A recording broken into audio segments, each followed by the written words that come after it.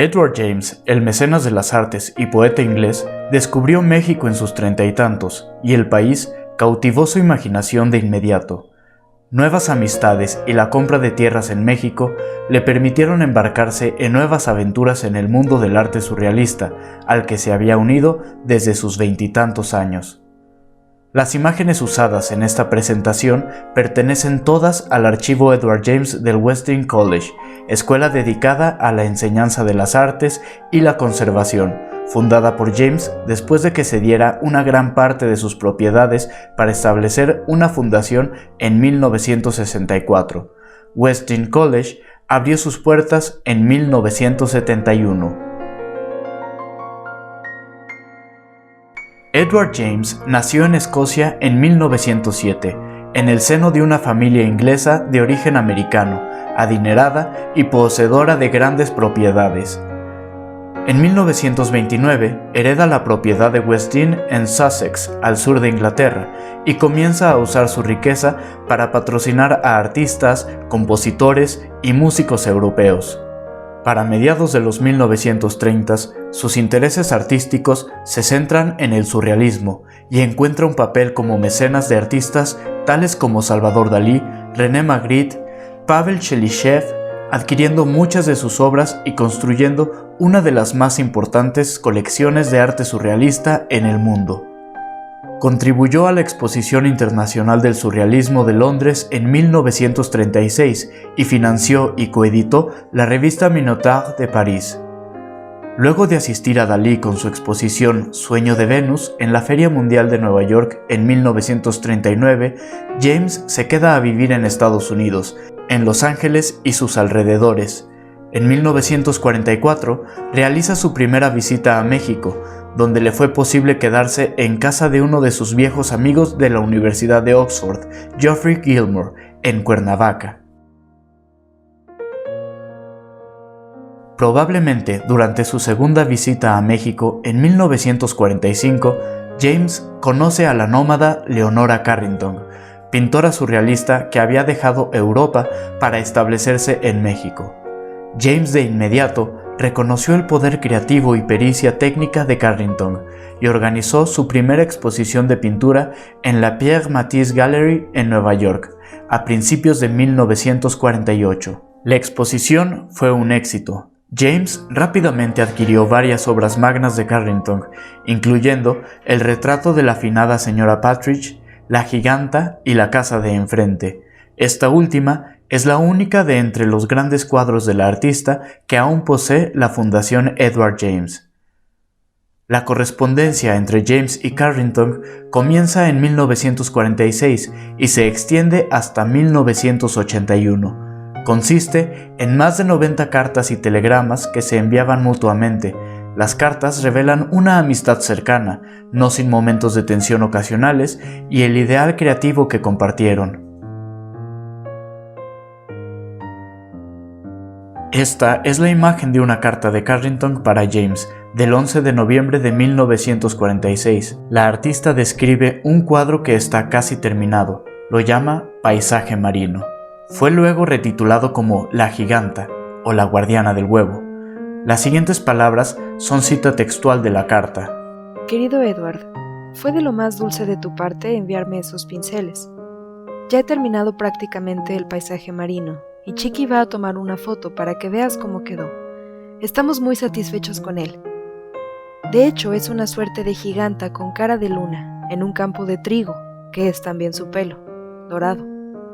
Su capa es blanca y lleva un vestido rojo bermejo con paneles en los que aves conversan como personas. De la capa se desprenden gansos silvestres que la rodean, gansos color ganso. Está de pie frente a un mar algo turquesa, en el que hay pequeñas islas, una ballena, cazadores de ballenas que parecen indios, barcas. El cielo está nublado y parece que se está formando una tormenta. Debajo hay un paisaje con árboles frondosos, parecidos a los ingleses, a través de los que una hembra blanca con 4 alas está corriendo a gran velocidad, perseguida por grandes daneses. En otras cartas, Carrington cuenta noticias de su vida personal, menciona periodos en los que tiene dificultades con la pintura y discute sus próximas exposiciones. Ocasionalmente, describe sus problemas con su distanciada familia en Inglaterra.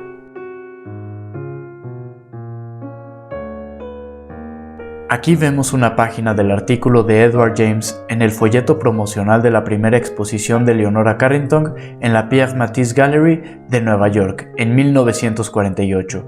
La carta dice: La imaginación de Leonora es virginal en lo directo de sus fuentes, como fueron los tempranos etruscos, quienes forjaron en el abril del mundo el extraño bronce de la quimera de 3 cabezas, o como el inmaculado regreso de la primavera en el arte que llegó con Piero de la Francesca, cuya armoniosa escala de tonos sosegados se asemejan en ocasiones a los de Leonora. Virginal me parece también cómo su fantasía surge sin trabas, sin traducirse en finuras intelectuales de la moda o la teoría. Brota directamente del subconsciente, directo del manantial de la naturaleza. Y nada de lo que captura con su lápiz, pluma o pincel está ahí para impresionar al público. Aún más, la belleza que busca su mente y que comienza a controlar es atemporal.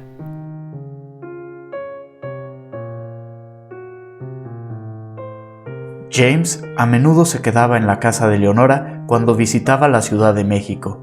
Los ocasionales desencuentros en su amistad quedaron registrados en cartas como esta, de 1953, que es la respuesta de James ante la inconformidad manifestada por Leonora cuando él repintó uno de sus cuadros durante la noche.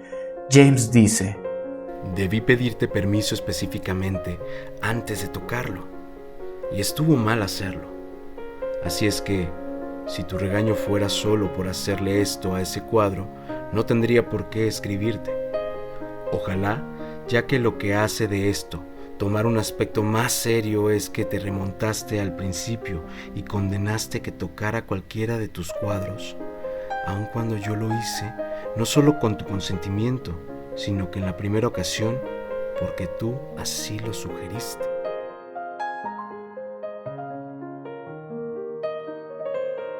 El archivo Edward James cuenta con una libreta de bocetos usada por Leonora.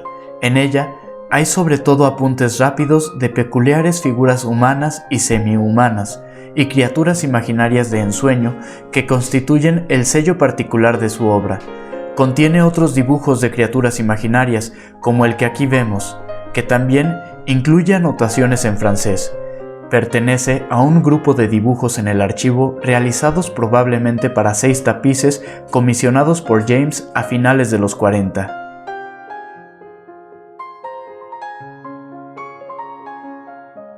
James visitó México por primera vez en 1944.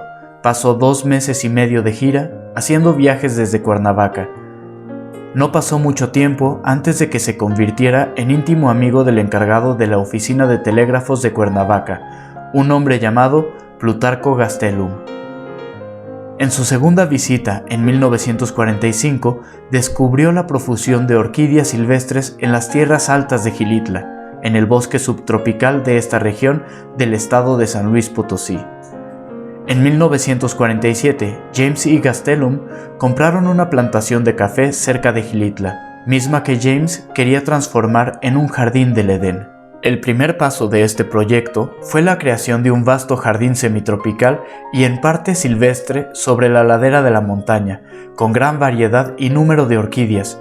Después, James trajo aves y animales exóticos, pasando por la Ciudad de México, donde un amigable dueño de hotel le permitía alojar a los animales en tránsito en su cuarto, mientras esperaban viajar hacia su destino final. Lo que cautivó a James fue la belleza natural y lo remoto de Xilitla.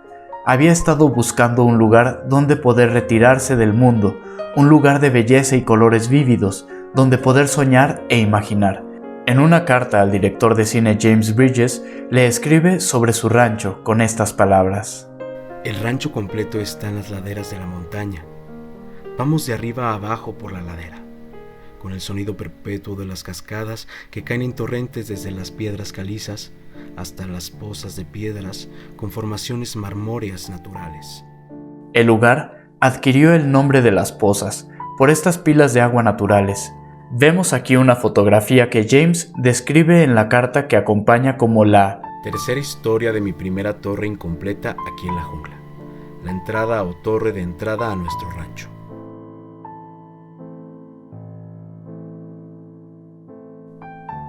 Las construcciones surrealistas, mejor descritas como caprichos o folies, que James y Gastelum crearon en Las Pozas a principios de los 60, fueron diseñadas para fundirse con la naturaleza y también para expresar ellas mismas a la naturaleza hasta cierto punto. Las formas de hojas y flores, junto a los estilos arquitectónicos del gótico al barroco, fueron fundidos y dotados de una fuerte dosis de surrealismo. Toda suerte de estructuras inusuales fueron yuxtapuestas: torres, arcos ojivales, columnas, ojos y flores de concreto, escaleras y también la pintura mural surrealista de Leonora. John Lowe, biógrafo de James, quien visitó Las Pozas, escribe que el fracaso de James para completar cualquiera de los edificios, eran unos 30, era de hecho ventajoso arquitectónicamente, ya que, y cito, cada edificio ahora se eleva con toda la belleza de un complejo esqueleto. Las Pozas, en su forma de presentarse como un misterioso conjunto de ruinas, pudiera compararse a alguna de las estructuras retratadas en los paisajes ruinosos del pintor Eugene Berman, cuyo trabajo James coleccionó en los 30.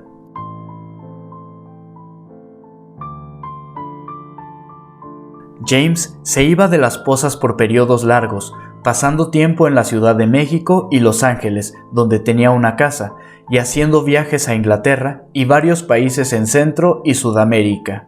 Plutarco Gastelum supervisaba gran parte de los trabajos de construcción en su ausencia, y gradualmente un gran número de los habitantes de Xilitla fueron empleados en la obra de Las Pozas. James diseñó las edificaciones, aunque solo algunos de los dibujos de sus ideas, como el que aquí vemos, sobreviven en el archivo.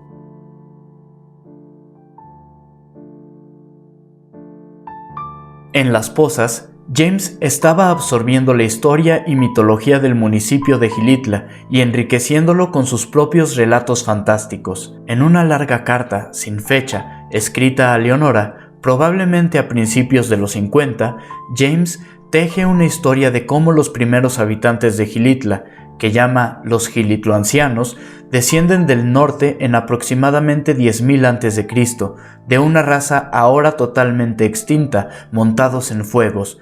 Menciona a la gran serpiente, que fuera la mítica reina de la región de Xilitla, y escribe un poema acerca de los orígenes de la gran ciudad de Xilitlán Taxiol y el mito de los espejos humeantes. Hizo imprimir el poema en un panfleto.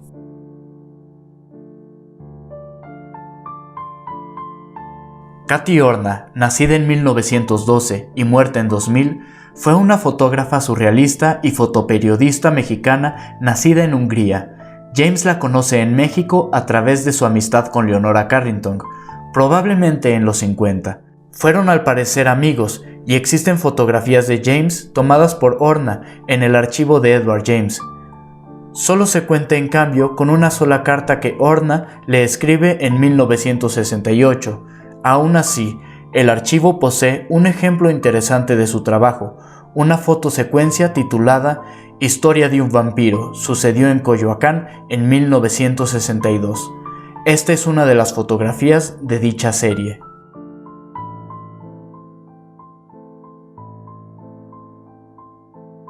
Inés Amor fue directora de la Galería de Arte Mexicano desde poco tiempo después de su fundación en 1935.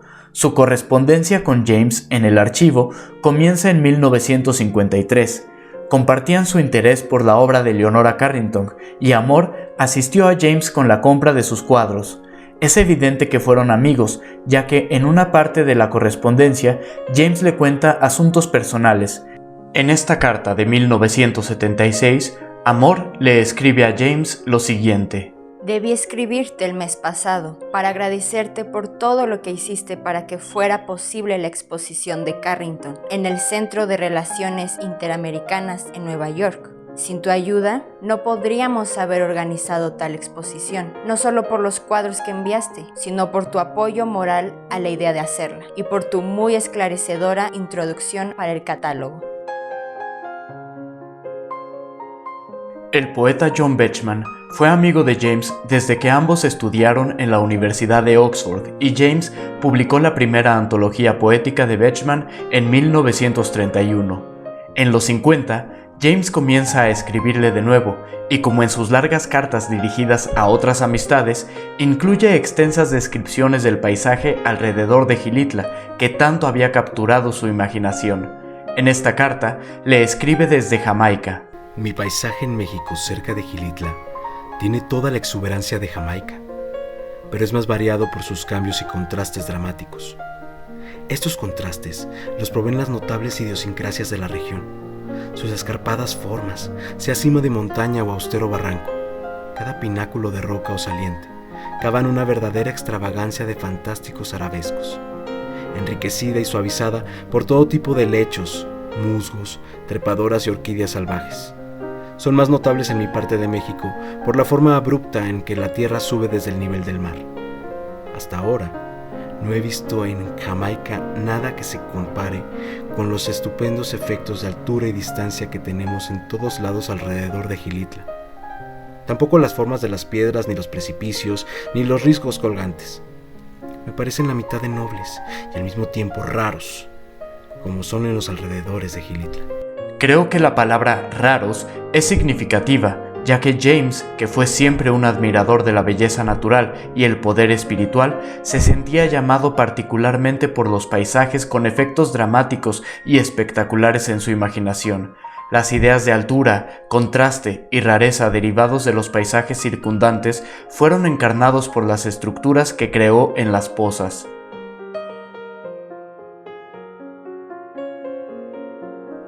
Como otros que han examinado la vida y obra de James antes que yo han señalado, nos parece haber buscado un tipo de fuga de su educación restrictiva, definida por su clase social y sus expectativas, y por una infancia con problemas emocionales en la que solo la poesía le ofrecía alivio.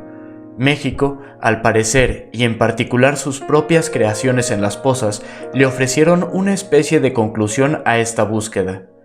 Este lugar alto y remoto, en un país que parecía existir en su propio tiempo, fue también un lugar de color deslumbrante, al que James agregó sus guacamayas y tucanes, además de sus batas multicolor. En las cartas a sus amigos, describe su necesidad de crear un nuevo ser, y fue el surrealismo que le permitió explorar su lúdica y en parte infantil imaginación, pero también necesitaba de la belleza y el asombro que la naturaleza provee para crear este nuevo ser. Describió a México como un nuevo reino del pensamiento y el país más surrealista en la tierra. En su rancho de las Pozas pudo introducir sus sueños en la naturaleza misma, construyendo estructuras fantásticas y creando un jardín secreto en el bosque, un lugar perdido en el tiempo, donde la imaginación no tuvo límites. A James le gustaban los espacios arquitectónicos que permitían el acceso de la naturaleza a su interior y edificios que a su vez podían compenetrarse en el espacio circundante. Tal vez en las Pozas fue finalmente capaz de dar algo de sí mismo a la naturaleza.